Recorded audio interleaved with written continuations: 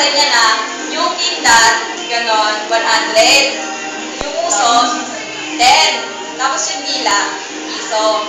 Testing nga. 5,500. 5,551. Okay, example. Sasabihin ko, kunwari, bumili ako ng damit. Bumili ako ng t-shirt at saka pantalon. Ang presyo niya ay... Ito yung presyo niya.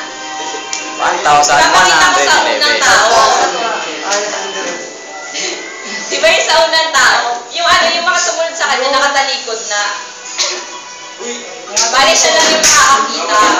Tapos kakalabitin niya yung susunod sa kanya. Kaharap yun, syempre. Tapos isisenyas niya. Basta message ko. Tapos isisenyas niya.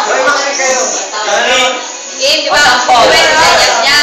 Kunwari siya yung susunod sa akin. Ganon. Hindi ko marunong sa akin. Ano na nakita?